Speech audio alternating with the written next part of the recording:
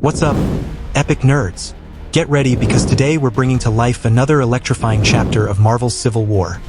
Right here at Explosive Nerd HQ, where we turn comic books into a live comic book. Collision. Go ahead and hit that explosive like, subscribe to the channel, hit the bell icon, and share with your friends. And of course, comment below what you're thinking about this insane saga, because I want to know your opinion.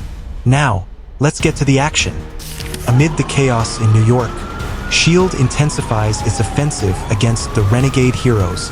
Invisible Woman, exhausted after her fight, collapses amidst the mechanized troops, but before she can be captured, a blaze of hope lights up the night sky.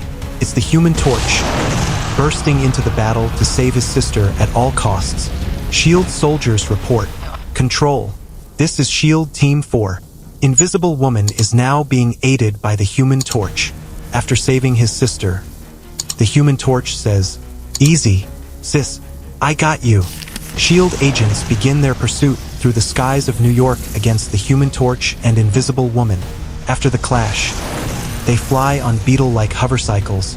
One agent fires at the heroes, while another speaks into the communicator. All units, stay in pursuit. They're heading downtown past East 40th and straight into Teams 9 and 11. The Human Torch, in his signature flight patterns forming the Fantastic Four's iconic 4, makes a request to his sister, Sue, make US invisible. Now, amid the S.H.I.E.L.D. helicopters, they begin to vanish. One of the agents exclaims, "Holy crap!" At the S.H.I.E.L.D. helicarrier base, Commander Hill says, "IT has to be said. Flooding the streets with S.H.I.E.L.D. agents has made an enormous impact on criminal activity. Our boys keep this up, and we might not even need those new thunderbolts." An agent at the control panel, with an expression of frustration, communicates with the agents on the mission to capture the heroes, saying, "Commander Hill wants SREP on Storm and Richards.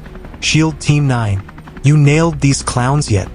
Another agent in the helicopter, adjusting his goggles, responds, 2 minutes, Control, switching to INFR Red. As the battle rages on the streets, at Stark Tower, the war is fought on another front, that of choices. Nighthawk and Cassie Lang, Stature, are welcomed as new allies to the pro-registration side. Abandoning Captain America was not an easy decision, but Goliath's death made it clear that there's no room left for illusions. Every step now carries unprecedented weight. Happy Hogan says, "Nighthawk, Stature, can I just say how grateful we are that you guys are joining the pro-registration camp? Couldn't have been easy just walking away from Captain America like that." Nighthawk responds, "Actually, it was probably the toughest decision I've ever had to make, Mr. Hogan." The conversation continues. Happy Hogan says, "I know what you mean. Your head says Tony Stark, but your heart wants things just the way they've always been." Nighthawk replies, "Unfortunately, we're living in a different world now, sir. I guess it took Goliath to make me realize that." Happy Hogan looks at Stature and asks, "What about you, Cassie? You sure you're ready to just walk away from all the other young Avengers? This is a huge step you're taking here." Stature responds confidently, "People want US to be properly trained, Mr. Hogan. It's not the 1940s anymore. All I want is to do my job to the best of my abilities."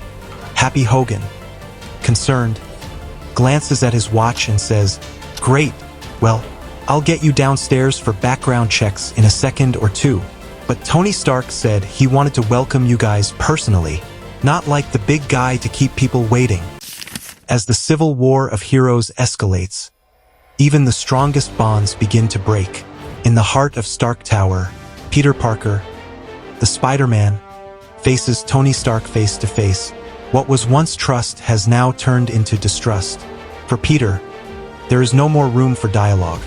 Prisons in the negative zone, the creation of a Thor clone, and the brutal death of Bill Foster. All of this has gone too far.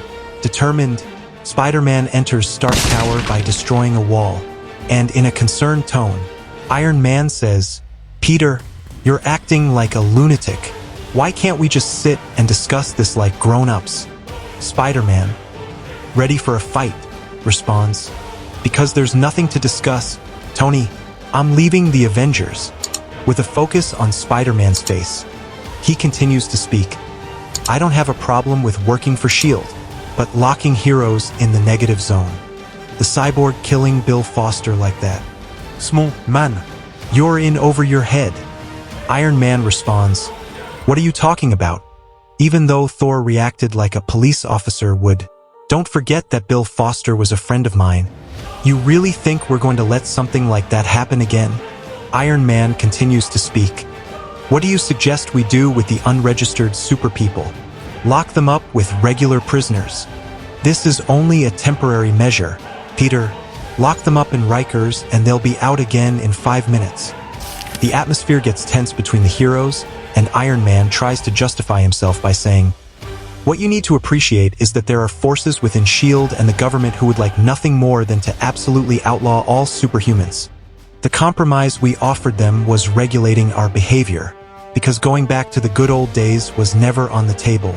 Peter, Spider-Man, in a challenging tone, says, get out of my way. Iron Man, still in front and willing to face Spider-Man, replies, don't be a fool. Do you really think you can just go back to your old life now that everyone knows who you are? This isn't just about you anymore. What about May? What about Mary Jane? Spider-Man prepares his hand and hits Iron Man with a powerful blow, violently launching him and destroying a wall. With the combat started and Iron Man on the ground amidst the rubble of the wall. After the blow he took, Spider-Man says, Aunt May and Mary Jane are as far away as possible. Iron Man prepares his repulsor blast attack and says, I'm disappointed in you, Peter.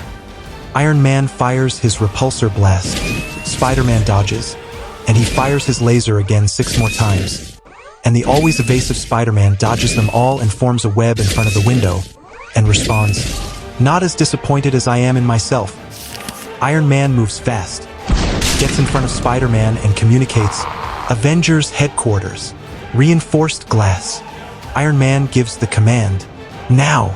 Right behind him, S.H.I.E.L.D. agents destroy the door and shoot at Spider-Man.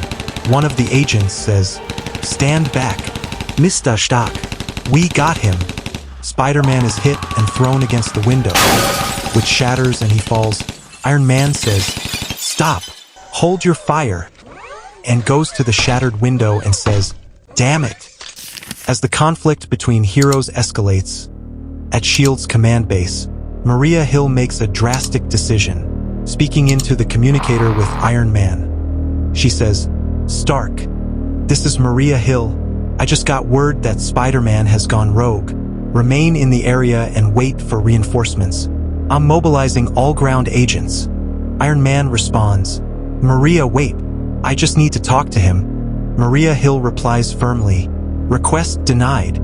Stark, over and out. Commander Hill issues a directive to her agent, saying, T-Bolt's division, I want 14 agents activated for a 60-minute test. I know we were saving them for the final battle, but the situation is critical. Stealth mode is essential at all times. Operation Thunderbolts remains top secret. The agent responds, whatever you say, Commander Hill. Upon receiving news that Spider-Man has broken with the Registration Act, she plays her final card. The Thunderbolts, dangerous villains, now weaponized by the government, are unleashed for the hunt. Among them are names like Bullseye, Venom, Jack-O-Lantern, Jester, the Court Fool, and even the dreaded Taskmaster. The Civil War would no longer be just heroes against heroes, but also heroes against monsters who should never have been set free. Maria Hill, furious about the situation, says, I knew we couldn't trust that guy. In a narrow sewer tunnel, Spider-Man flees, running through the murky water. Wounded, at S.H.I.E.L.D.'s base command, an agent issues a communique, saying, heads up, Parker's been spotted running through a sewer between 3rd and 4th. Word from above says minimum force. Another agent responds over the communicator, Roger that, base command. Suddenly, A doll comes sliding through the dirty sewer water towards Spider-Man. Shocked by the toy, Spider-Man says, "What the?" Then, an orange flash pierces the darkness. An explosion sweeps through the corridor. The shockwave rips chunks of concrete, hurling water and debris in all directions. The incandescent glow turns the sewer into a furnace for a split second. Spider-Man is thrown backward, dazed. As smoke rises and the tunnel fills with the smell of gunpowder, what was a swift escape transforms into a minefield. Tracked by cameras, controlled by voices at the command center, and now struck by a trap that hits without warning. Spider-Man, still dazed from the previous explosion, struggles to stand amidst the rubble and water. From the shadows emerges Jester, with a twisted smile, exuding sarcasm and arrogance while flaunting his newfound power backed by official support. Jester says, well, if IT isn't little Peter Spider-Man, how's it feel to be on the wrong side of the law, Parker? How's it feel to see Jester wearing a sheriff's badge? Suddenly, the air ignites. Jack-o'-lantern enters the scene, his flaming head illuminating the dark tunnel. Jack hurls gas pellets at Spider-Man's chest and says, "Man, you gotta see who we're hanging out with now. Pity, Jester and me. We're finally on the A-list." A green poisonous gas spreads, forcing Spider-Man to cough violently. The hero is choked by the toxicity, his senses scrambled, his vision blurred. Parker's gaze reveals shock and recognition. An enemy he's faced before, now empowered and more threatening. Spider-Man, with a choking voice, says, "Jack-o'-lantern?" Jester, thrilled by the spectacle, spins his deadly explosive top and hurls it with cruel precision, saying, "Oh, baby, this is just too awesome for words." The device slices through the air and explodes against Spider-Man's chest, throwing him back into the water with a cry of pain. Jester mocks the fallen Spider-Man with a theatrical and taunting posture, as if serving a meal, saying, "You want fries with that, honey?" He launches his explosive top again. His tone is pure provocation, capitalizing on the hero's vulnerability. Spider-Man takes a brutal hit to the back. The impact explosion shows how disadvantaged he is.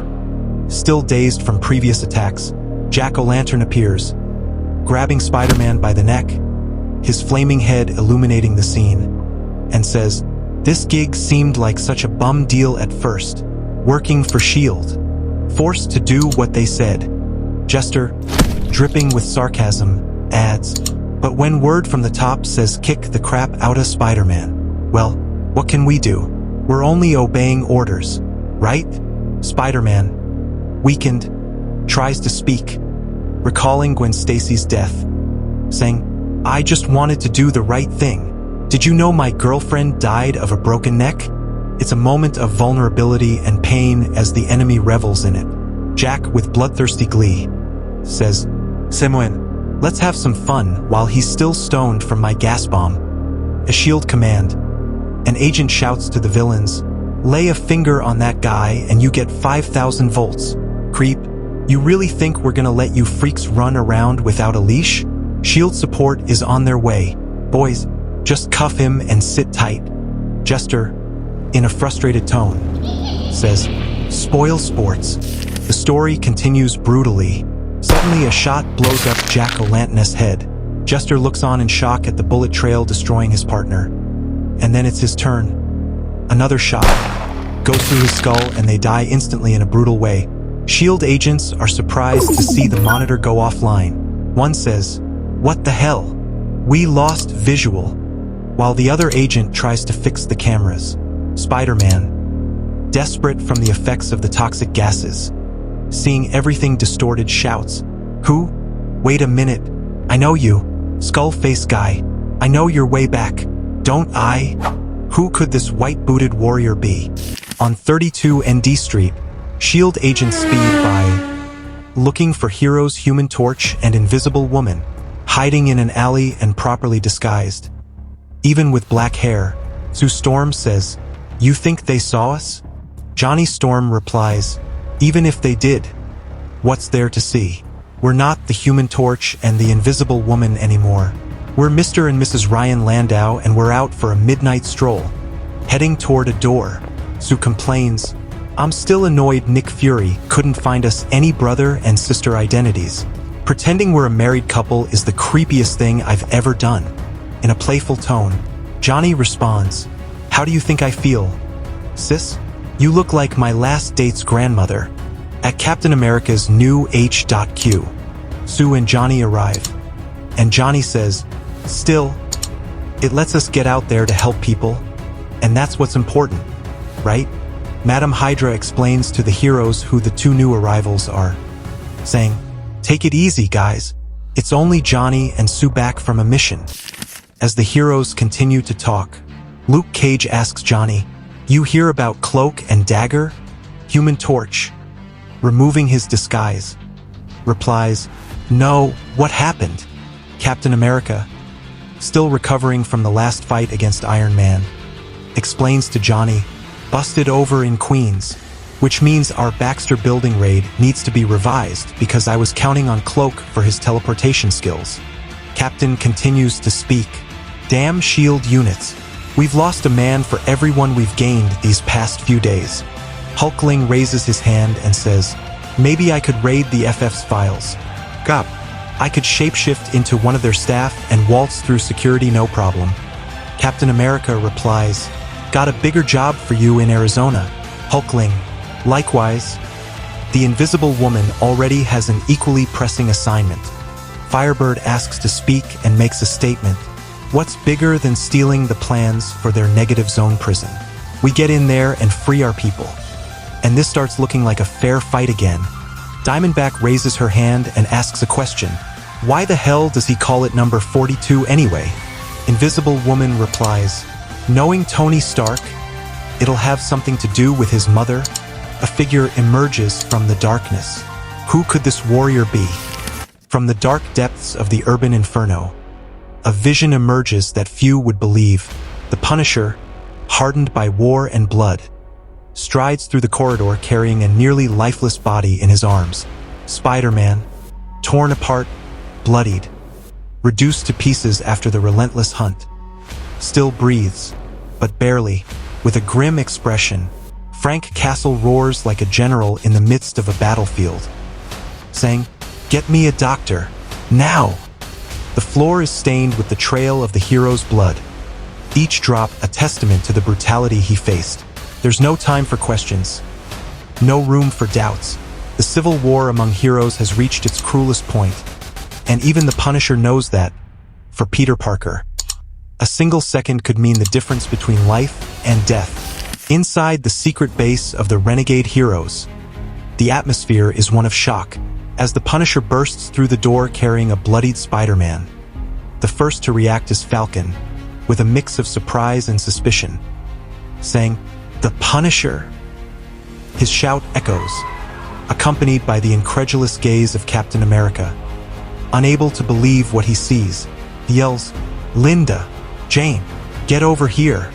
Doctors and nurses rush toward Peter's mangled body. One of the doctors asks, "Oh, dear God, what happened to him?"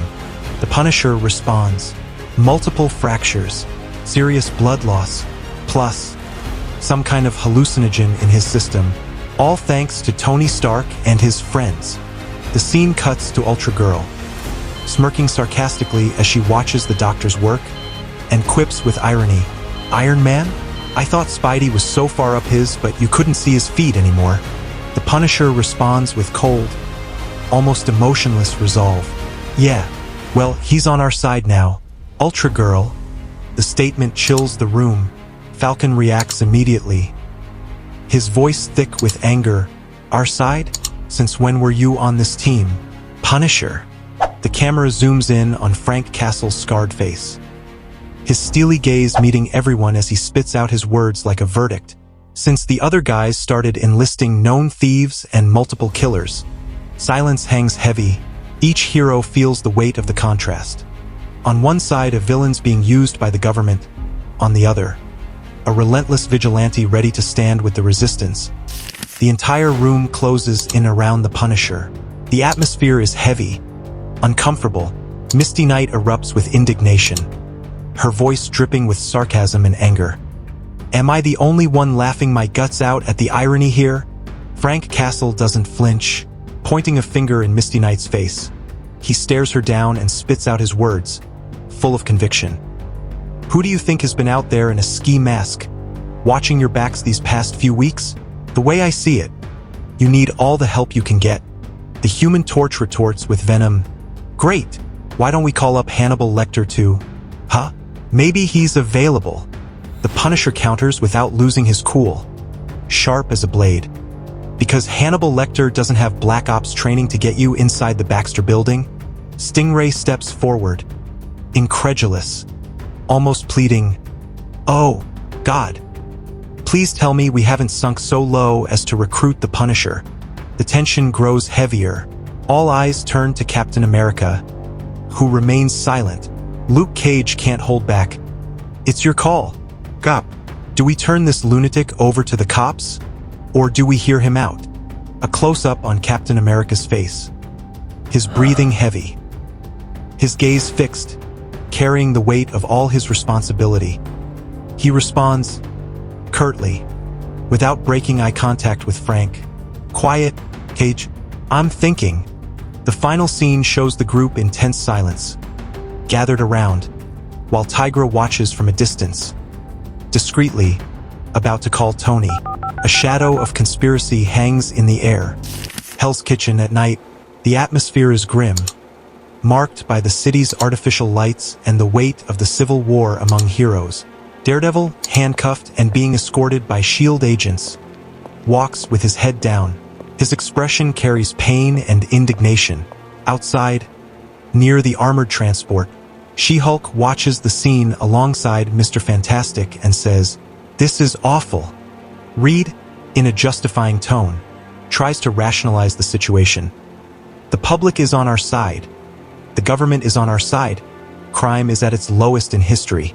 Why is the problem only coming from our own teammates? Jennifer?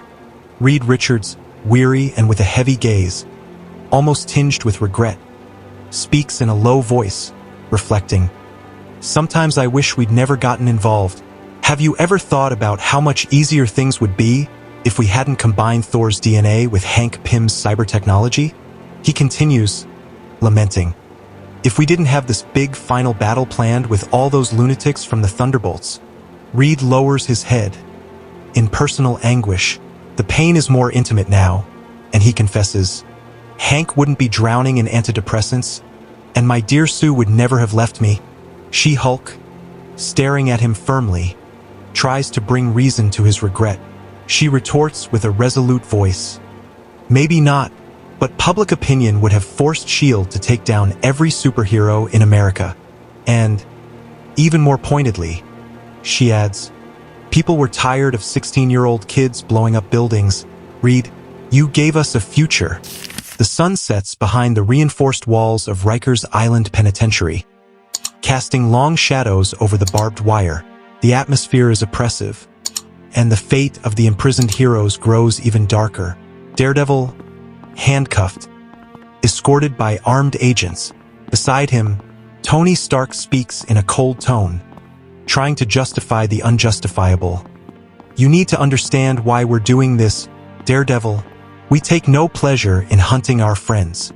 He continues with an almost bureaucratic logic. "We're backing these reforms because the only other option would be a total ban on all superheroes, and nobody wants that to happen. Right?" The guards announce in a mechanical tone, "Portal active, proceeding." The massive structure before them pulses with energy. The portal to the negative zone. The bluish light swallows the corridor's darkness, and they pass through. On the other side, in the alien and claustrophobic environment of the negative zone, Tony Stark explains the grand plan as if it were a historic achievement. "Our grand plan is 50 super teams spread across the 50 states, each licensed and accountable to the taxpayer.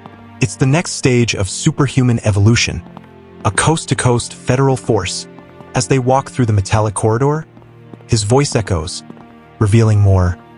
"We've been working on this for months, creating new superheroes and reshaping anyone who wants to join us.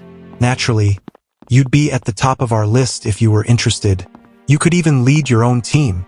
Daredevil remains silent, but his expression says it all. Contempt and defiance. Even in the face of imprisonment and the tempting offer, the view opens to the colossal structure of the prison in the negative zone. Metallic towers rise like futuristic, cold, and merciless walls, illuminated only by artificial lights that pierce the darkness. In the background, through an immense window, the vastness of space and the rocky surface of the alien plane are visible, reinforcing the sense of absolute isolation. It's in this suffocating setting that Tony Stark's voice, still walking beside Daredevil, echoes, "Nobody wants to put you in jail." The irony of his words contrasts sharply with what we see. A monstrous prison, built precisely to confine those once called heroes. Daredevil remains silent, but the scene makes it clear. Stark is trying to justify the unjustifiable, while reality shows the opposite. Inside the negative zone prison, Tony Stark approaches Daredevil, trying to maintain a negotiating tone. Tony asks, "What do you say? Can we talk?" One of the guards responds before the blind hero can even open his mouth. "Actually, he's barely said a word since we brought him in, Mr. Stark, but we found this silver dollar coin under his tongue." Another agent adds, "He said he was saving it for you." Tony takes the coin in his hands, confused. A silver coin? I don't understand. Daredevil finally breaks his silence, his voice laden with bitterness and judgment. "I guess now you have 31 pieces of silver, don't you?" As he's led by the guards toward the prison portal, the hero delivers his final verdict, spitting the words like venom, "Sleep well, Judas." The scene freezes. Portal 42 glows behind them, like an eternal condemnation. On the screen, the weight of betrayal echoes in silence. Until the end, to be continued. Sleep well, Judas. With this razor-sharp phrase, Daredevil makes it clear that this war isn't just about ideals, it's about souls. And if you thought this chapter was intense, brace yourself because the next issue is Civil War number 6, where alliances will be tested, betrayals revealed, and the fire of war will consume every last shred of hope. Don't forget, drop that explosive like collision, subscribe to the channel, share with your friends, and comment below which side you're on. Epic Nerds. Here at Explosive Nerd HQ, you live the thrill of a true living comic book. Until next time, nerds.